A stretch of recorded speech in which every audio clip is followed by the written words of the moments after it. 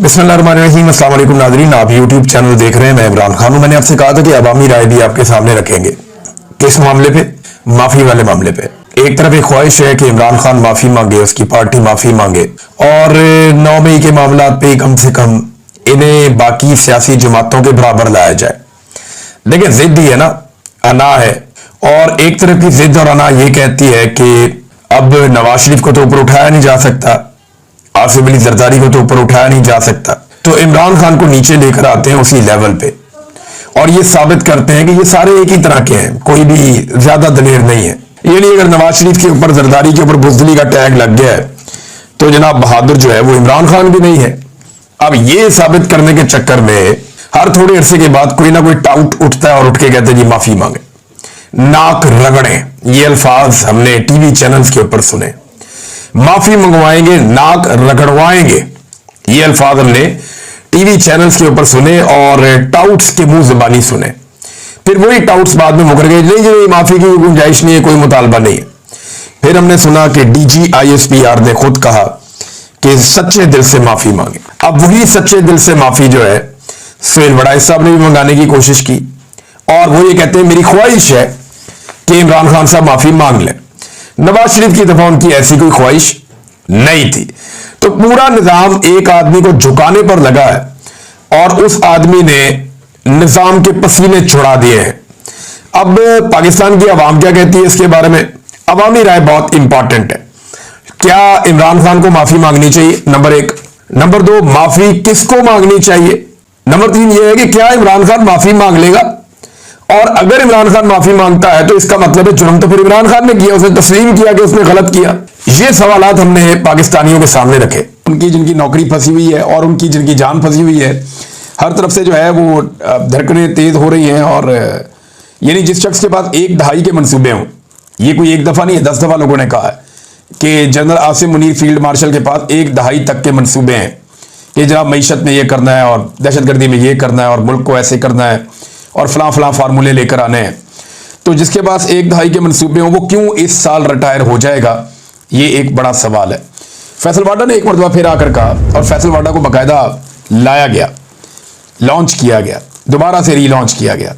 उसका रीजन मैं आपको देता हूं कि आसिम मुनीर साहब ने जज्बात में आकर माफी वाला मुतालबा तो करवा दिया सुहेल वड़ाइच साहब के कॉलम में, लेकिन फिर उन्हें आइडिया हुआ कि यह मामला तो एस्टेब्लिशमेंट के गले पड़ गया है। अदलिया के लिए भी बड़ी शर्मिंदगी का बायस है कि अदलिया को यह बता दिया गया कि जनाब आपके तो केस ही कोई नहीं बनते और पोल खोल दिया पूरे मुल्क के सामने कि जनाब ये इमरान खान तो जेल में इसलिए है कि वो हाफिज सैयद आसिम मुनीर साहब की ख्वाहिश के मुताबिक माफी नहीं मांग रहा। अब सुहेल वड़ाइच साहब ने जब ये बातें की और उसके बाद माफी के लिए उन्होंने मिन्नतों भरा एक कॉलम भी लिख दिया, कह दीजिए माफी मांग लें, और माफी के लिए बड़े अरसे से दरखास्तें की जा रही हैं, इमरान खान मानता ही नहीं है। इसमें जो है हफीजुल्लाह न्याजी साहब ने एक बड़ी इंपॉर्टेंट बात की थी। उन्होंने कहा था जी इमरान खान के पास जो भी पैक एस्टेब्लिशमेंट की जानिब से, चाहे वो गंडी हो या कोई अमरीकी ताजिर हो, इसमें एस्टेब्लिशमेंट की एक ख्वाहिश यही थी कि इमरान खान माफी मांगे, लेकिन इमरान खान ने पहले दिन से क्लियर किया था कि वो माफी नहीं मांगेंगे। ये हफीजुल्लाह न्याजी साहब जो इमरान खान साहब के रिश्तेदार भी हैं, उन्होंने ये स्टेटमेंट दिया। हालांकि उनके बड़े सख्त नजरियाती इख्तलाफात इमरान खान साहब से हैं, लेकिन वो ये मानते हैं कि इमरान खान से खूबसूरत ये लड़ाई एस्टेब्लिशमेंट के साथ आज तक किसी ने नहीं लड़ी है। अब ये जो बयान दिलवाया गया या कॉलम जो लिखवाया गया सुहेल वड़ाइच साहब से, उस कॉलम को अगर आप पढ़ें तो आपको आइडिया हो जाता है कि आसिम मुनीर साहब की ख्वाहिश है कि इमरान खान साहब माफ़ी मांग लें। और ये बड़ी पुरानी ख्वाहिश है, कोई नई ख्वाहिश नहीं है। ये 2 साल हो गए इसी ख्वाहिश के लिए, कभी इसको बंद कर देते हैं, कभी बिजली बंद कर देते हैं, कभी गर्मियों के अंदर पंखा बंद कर देते हैं, कभी 22-22 घंटे सेल के अंदर रखते हैं, कभी कई दिन तक सेल का दरवाजा ही नहीं खोलते, कभी उनका सामान छीन लेते हैं, कभी उनकी मुलाकातें बंद कर देते हैं, बच्चों से बातचीत बंद कर देते हैं, अखबारात और टीवी तक बंद कर देते हैं। तो ये सारा कुछ करने के बाद उनको तोड़ने की कोशिश की जाती है कि ये आदमी माफ़ी मांग ले, लेकिन नहीं मांगी माफ़ी। अब ये जो ख्वाहिश है ये उल्टी पड़ गई, अवाम के अंदर भी एक्सपोज हो गए, अदलिया को भी मुश्किल पड़ गई। जनाब अगर सारे झूठे केस हैं आप ये कह रहे हैं तो हमें फिर क्यों दबाव डालते हैं कि हमने इन केसों में इमरान खान को अंदर रखना है? ये मामला भी हो गया। अब फैसल वाडा साहब को फौरी तौर पर मैदान में लाना पड़ा, जिसने एक अलग कहानी सुना दी कि जनाब कोई मुतालबा ही नहीं है माफी का, ये तो कानूनी केस है, यहां तो मुतालबा ही नहीं है, इमरान खान साहब ने तो कोई जुर्म तस्लीम ही नहीं किया, तो फिर वो माफी किस बात की मांगे? यानी देखें ये सारे टाउट्स जो है ना, उनके लिए एक बात सोचने वाली है कि एस्टेब्लिशमेंट आपसे अपनी मर्जी की बात करवा लेती है। और बाद में आपको धोखा दे देती है। यानी कभी आपसे धमकी लगवा देते हैं कि जनाब आप एस्टेब्लिशमेंट ये करने वाली है, वो करने वाली है, वो करने वाली है, और पर्दे के पीछे एस्टेब्लिशमेंट मिन्नतें कर रही होती है। टाउट्स को कह रही होती है कि हम चढ़े हुए हैं, हम नहीं छोड़ेंगे, और पर्दे के पीछे मिन्नतें कर रहे होते हैं। ये बेचारे होते बहुत कमजोर है। ये मेरी बात याद रखिए, सरकारी अफसर जो है ना, सरकारी मुलाजिम ही होता है। वो दलेर कभी हो ही नहीं सकता, वो कभी हो ही नहीं सकता दलेर। वो अपने काम करे तो वहां दलेर हो सकता है, लेकिन वो जो अपना काम ना करे, कहीं और इधर उधर मुंह मारे, वो दलेर नहीं हो सकता, वो बुजदिल होता है। तो ये सारे लोग जो है बुजदिल हैं। तो ये धमकी भी डायरेक्ट नहीं लगाते। ये करते क्या है, ये टाउट्स को ढूंढते हैं, उनको कहते हैं हमारे बिहाफ पे धमकी लगाओ। वो बेचारे धमकियां लगा रहे हैं। अब हाल ही में सुहेल बड़ाइश साहब ने 3-4 धमकियां लगा दी इमरान खान साहब को, और मशवरा भी दे दिया कि जनाब आप, वरना ये मुल्क कैसे चलेगा, मुल्क की खातिर यू टर्न ले लें, माफी मांग लें आप।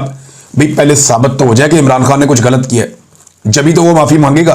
वो तो ये कहता है कि जो इंक्वायरी है, जुडिशियल इंक्वायरी करवाओ, मुझे गलत साबित करो, अगर मैं गलत साबित हुआ तो फिर मैं बात करूंगा उसके ऊपर, माफी के ऊपर भी मादरत कर सकता हूं। लेकिन जब मैंने गलत किया ही नहीं तो मैं माफी किस बात की मांगू। ये इमरान खान साहब जनाब डटे हुए हैं। अब टाउट्स को ये सोचना पड़ेगा कि एक मिसाल है, मिसाल तो अच्छी नहीं है, लेकिन जब बंदर के पांव जलते हैं ना बांदरी के, तो वो अपने बच्चे पैरों के नीचे ले लेती है। ये एक मिसाल है। तो टाउट्स जो है उनसे धमकियां लगवाई जाती हैं, लेकिन जैसे ही जमीन गर्म होती है तो वही पांव के नीचे दबा दिए जाते हैं। सूरत हाल तो नादरीन ये बनी हुई है। एक दौर तक कहा जाता था जनाब नवाज शरीफ के लिए रास्ते बन चुके, शहबाज शरीफ खानदान अब कभी वापस नहीं आएगा। इसहाक डार को इतनी लंबी गालियां जनरल बाजवा मीटिंग्स के कोई सोच नहीं सकता, कानों को हाथ लगाते थे लोग। इसहाक डार के बारे में कहते थे पाकिस्तान की मईशत का कोई सबसे बड़ा कातिल है, जिसने तबाही फेरी है पाकिस्तान की मईशत की, तो वो इसहाक डार है। ये जनरल बाजवा हर जगह बैठकर कहते थे और इसके सबूत भी पेश करते थे। बाद में उसी जूते जनरल बाजवा पॉलिश कर रहा था, और उसी जनरल बाजवा के जूते नवाज शरीफ और पूरी फैमिली पॉलिश कर रही थी। ये हमने होते हुए देखा, अपनी आंखों से देखा। तो टाउट्स के लिए बहुत कुछ सीखने के लिए सुहेल बड़ाइश साहब को भी इस बात पे गौर करना चाहिए कि उनसे कॉलम लिखवा दिया और फैसल वाडा से उसकी तरदीद करवा दी। हद है वैसे किया जा रहा है। और वो ये है कि इमरान खान साहब की मुलाकात थी जेल के अंदर, यानी आज के दिन में मुलाकात थी, और एक केस तोशाखाना 2 वाला। अब ये जो तोशाखाना 2 केस है, इसकी समाअत अडियाला जेल में होनी थी आज के दिन, लेकिन एक मरतबा फिर पता चला कि समाअत मुलतवी हो गई है। अब इस महीने में ये तीसरी मरतबा इमरान खान साहब की तोशाखाना वाले केस में समाअत मुलतवी कर दी गई है। 6 अगस्त से लेकर अब तक लगातार यही हो रहा है। हर हफ्ते ना सिर्फ इमरान खान साहब की समाअत मुलतवी कर दी जाती है, बल्कि उनकी मुलाकात भी खानदान वालों से नहीं करवाई जाती।